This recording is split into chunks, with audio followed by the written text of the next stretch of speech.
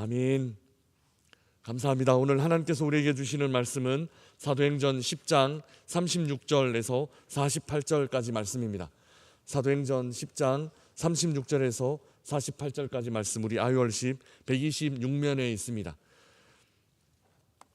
사도행전 10장 36절에서 48절까지 말씀, 우리 함께 한 목소리로 봉독하겠습니다. 이것은 하나님의 말씀입니다. 만유의 주 대신 예수 그리스도로 말미암아 화평의 복음을 전하사 이스라엘 자손들에게 보내신 말씀, 곧 요한이 그 세례를 반포한 후에 갈릴리에서 시작하여 온 유대에 두루 전파된 그것을 너희도 알거니와, 하나님이 나사렛 예수에게 성령과 능력을 기름 붓듯 하셨음에 그가 두루 다니시며 선한 일을 행하시고 마귀에게 눌린 모든 사람을 고치셨으니 이는 하나님이 함께 하셨음이라. 우리는 유대인의 땅과 예루살렘에서 그가 행하신 모든 일의 증인이라. 그를 그들이 나무에 달아 죽였으나 하나님이 사흘 만에 다시 살리사 나타내시되 모든 백성에게 하신 것이 아니요 오직 미리 택하신 증인 곧 죽은 자 가운데서 부활하신 후 그를 모시고 음식을 먹은 우리에게 하신 것이라. 우리에게 명하사 백성에게 전도하되 하나님이 살아있는 자와 죽은 자의 재판장으로 정하신 자가 곧 이 사람인 것을 증언하게 하셨고, 그에 대하여 모든 선지자도 증언하되 그를 믿는 사람들이 다 그의 이름을 힘입어 죄사함을 받는다 하였느니라. 베드로가 이 말을 할 때에 성령이 말씀 듣는 모든 사람에게 내려오시니 베드로와 함께 온 할례 받은 신자들이 이방인들에게도 성령 부어주심으로 말미암아 놀라니 이는 방언을 말하며 하나님 높임을 들음이러라. 이에 베드로가 이르되 이 사람들이 우리와 같이 성령을 받았으니 누가 능히 물로 세례를 베풀물 금하리오 하고 명하여 예수 그리스도의 이름으로 세례를 베풀라 하니라. 그들이 베드로에게 며칠 더 머물기를 청하니라. 아멘. 하나님께서 주도하시는 이방인 선교를 묵상하고 있습니다.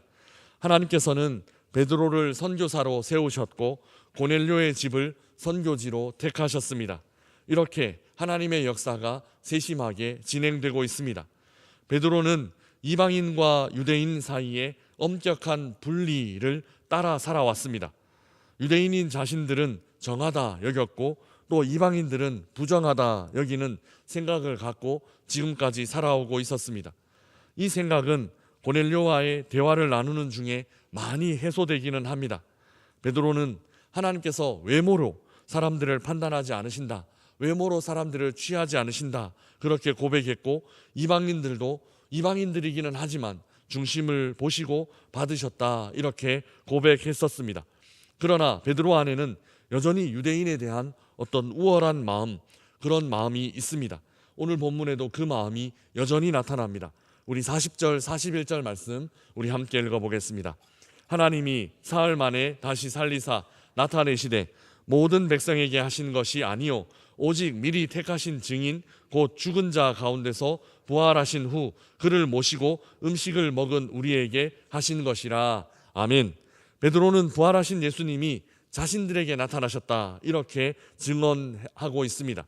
그런데 그 자신들이 누구인지를 덧붙이는데 41절 말씀에 모든 백성에게 하신 것이 아니다 말하고 있고, 미리 택하신 증인들, 예수와 함께 식사한 우리에게 다시 나타나셨다라고 그렇게 특정하여서 고백하고 있습니다. 이 말 안에서 여전히 자신들의 특별한 위치를 강조하고 있습니다.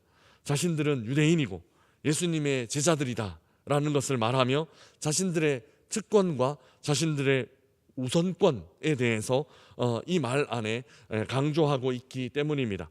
그러나 베드로의 증언에는 이에 반대되는 생각도 동일하게 담고 있습니다.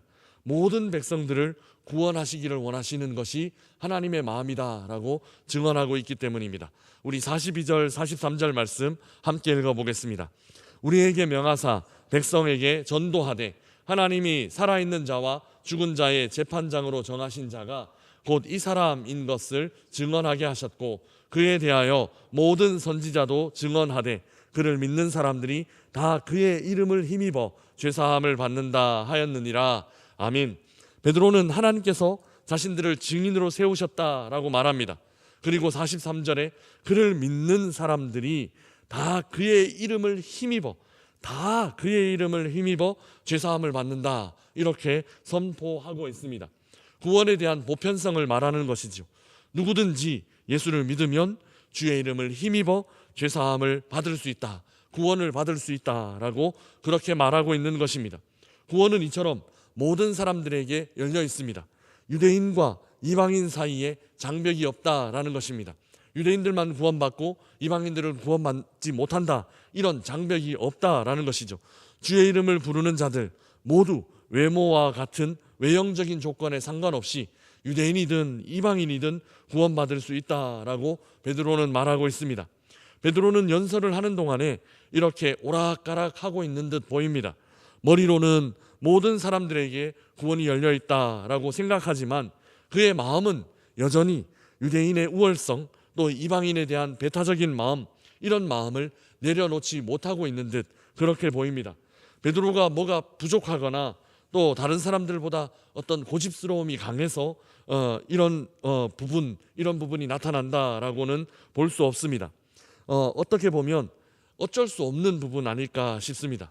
베드로는 지금까지 평생 유대인과 이방인 사이에는 엄격한 벽이 있다, 엄격한 선이 그어져 있다라고 인정하고 또 이렇게 배워 왔기 때문입니다. 그러니 평생을 간직했던 그 생각을 한순간에 바꾸는 것이 쉽지 않을 것입니다. 하나님이 이렇게 역사하시는 것, 고넬료의 집에 이렇게 역사하시는 것을 이렇게 목격했지만 그럼에도 불구하고 이방인에 대한 어떤 편협한 마음이라든지 이런 게 한순간에 사라지는 것은 쉽지 않았을 것입니다. 그런데 이 생각을 완전히 바꾸는 일이 일어납니다. 그것은 바로 성령 강림 사건입니다. 우리 44절에서 46절까지 말씀 우리 함께 읽어보겠습니다. 44절에서 46절까지 말씀입니다. 베드로가 이 말을 할 때에 성령이 말씀 듣는 모든 사람에게 내려오시니 베드로와 함께 온 할례 받은 신자들이 이방인들에게도 성령 부어주심으로 말미암아 놀라니 이는 방언을 말하며 하나님 높임을 들음이러라. 아멘. 베드로가 연설을 하는 중에 놀라운 일이 일어납니다. 성령이 말씀 듣는 모든 사람에게 내려오셨기 때문입니다. 성령이 내려오신 것을 그러면 어떻게 알았는가 하면 46절에 이 모인 사람들이 방언을 말하며 하나님을 높이는 소리를 들었기 때문입니다. 이때는 성령이 임하는 것이 나타나야만 했습니다. 모든 사람들의 눈에 또 모든 사람들의 귀에 들려야만 했습니다. 목격되어야만 했다라는 것입니다. 그런데 여기 하나님의 섬세함이 나타납니다. 어떤 부분인가 하면 여전히 유대인들이 이방인들과 교제하는 일은 거리끼는 일이고 동시에 굉장히 위험한 일이었습니다. 그랬기에 이런 일이 일어난 것에 대하여 확실한 증거가 없으면 귀에 들리거나 눈에 보이거나 하는 이런 확실한 증거가 없으면 사역자들이 도리어 공격을 받을 수 있게 됩니다. 사역자들이 율법을 범한 것으로 정죄를 당할 수 있었습니다. 가이사랴에 있는 고넬료의 집에서 일어난 이 일이 나중에 예루살렘 교회에 보고되었을 때 율법을 어겼다, 너희들은 율법을 범했다라는 책임을 물을 수 있는 위험한 일일 수 있었다라는 것입니다. 실제로 내일부터 살펴볼 11장에 이런 내용이 나타납니다. 예루살렘으로 돌아가서 보고하는 중에 굉장히 긴장감 있는 그런 일들이 일어나고 있기 때문입니다. 그런데 이런 논쟁을 미리 예방하기 위해서 하나님은 굉장히 섬세하게 이 이방인 선교를 진행하십니다. 우선 하나님 주도적으로 이 사역들을 진행하신다라는 것이죠. 고넬료에게 먼저 나타나셨고 또 베드로에게 나타나심으로 하나님은 베드로가 고넬료의 집을 방문하도록 그렇게 길을 열어주셨습니다.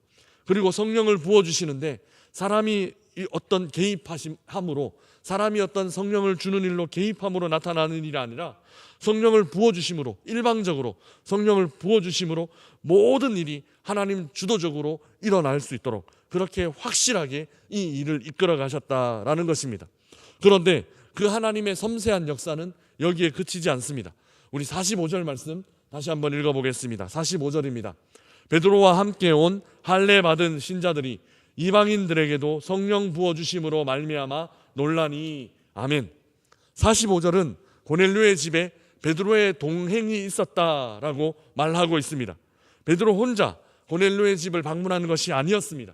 45절은 분명히 할례받은 신자들을, 그 신자들이 베드로와 함께 왔다.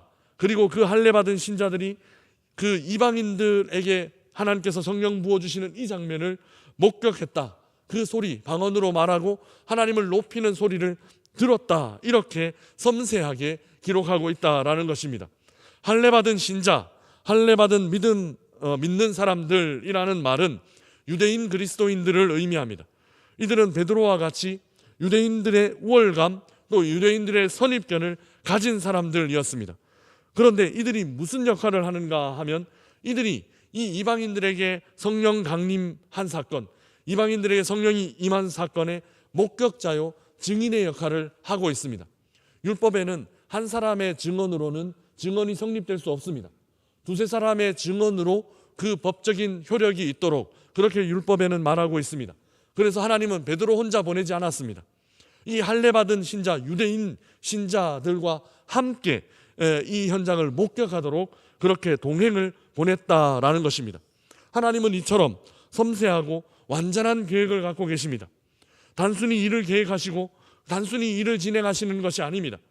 이런 일을 계획하시고 일을 진행하시는 것을 훌쩍 뛰어넘어서 이 일이 일어날 어떤 파장, 이 일이 정확하게 어떻게 그 일이 일어났을 때 어떤 위험 요소가 있는지, 그런 것들까지도 완전히 제거하심으로 하나님은 정확하게 섬세하게 일하신다라는 것입니다.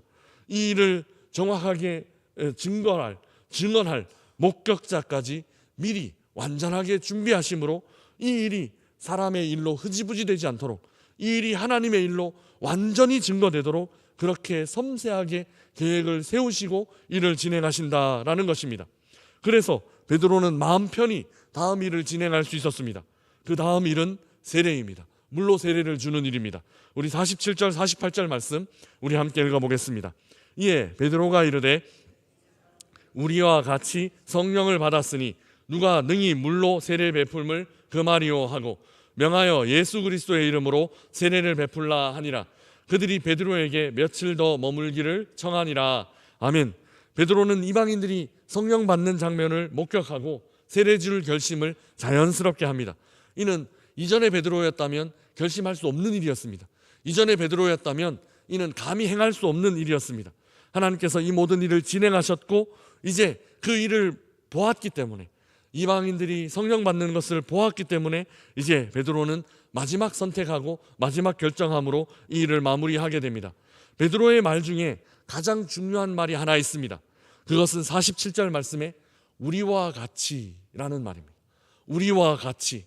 베드로는 고넬료의 집으로 와서 하나님의 말씀을 전했지만, 그리고 그가 전한 복음을 화평의 복음이다, 벽이 없는 복음이다 그렇게 불렀지만, 여전히 유대인인 자신들과 이방인인 이들 사이에는 벽이 있다라고 여전히 그런 벽을 느끼며 말씀을 전하고 있었습니다. 그런데 하나님께서 성령 부어주심을 목격하고 이제 그 마음을 완전히 바꾸게 됩니다. 이들 이방인들도 어떠냐 하면 우리와 같이 되었다, 우리와 같다라고 이제 진심으로 고백하고 있는 것입니다. 진정한 화평의 복음, 말씀을 전하는 자나 말씀을 듣는 자들이 함께 은혜 받으며 말씀을 듣는 자들도 성장하고 말씀을 전하는 자도 성장하는 이런 아름다운 일이 이 고넬료의 집에서 성령의 역사와 더불어 일어나고 있다라는 것입니다. 사랑하는 명산의 가족 여러분, 하나님의 계획은 이처럼 섬세하고 이처럼 치밀하십니다. 그 섬세하신 하나님의 계획이 지금 어디를 향하고 있는가 하면 우리를 향하고 있습니다. 믿으시기를 주님의 이름으로 축복합니다. 이런 섬세한 계획이 우리의 가정에서, 또 우리의 일터에서, 우리의 자녀들에게 하나님은 계획하시고 진행하시고 그 일이 일어날 어떤 파장과 그 일이 일어날 영향까지도 다 계산하시고 계획하시고 계시다라는 사실을 믿으시기를 주님의 이름으로 축복합니다. 하나님은 단순히 일을 준비하시고 일을 진행하시는 정도로 우리를 통해 일하지 않습니다. 하나님은 그 일이 차후에 어떤 영향을 미칠 것인지, 그 일로 인하여 어떤 후속 조치가 필요한지 모든 일들을 치밀하게 계산하시고 사전, 사후 모든 일들을 섬세하게 진행하신다라는 것입니다. 이 계획이 우리 모두를 향해 있습니다. 믿는 우리 모두를 향해 있다라는 것입니다. 우리의 가정 안에서 일어나는 일도, 우리의 일터에서 일어나는 일도, 또 우리 자녀들에게 일어나는 일도, 그리고 우리 교회에 일어나는 일도 하나님은 이렇게 섬세하게 계획하시며 준비하고 계시다라는 것입니다. 우리를 향한 하나님의 계획을 신뢰함으로 내 뜻 이루어지는 것이 아니라 하나님의 뜻, 그 섬세한 하나님의 뜻 이루며 살아가는 오늘 하루가 되시기를 주님의 이름으로 축복합니다. 그리고 하나님께서 이루어 가실 이 모든 일들을 믿음으로 맡기며 살아가는, 하나님께서 이루실 것입니다. 이런 일들 속에서도 하나님의 계획하심이 있습니다. 하나님의 섭리가 있습니다. 믿음으로 맡기며 살아가는 우리 모든 명선의 가족들이 되시기를 주님의 이름으로 축복합니다.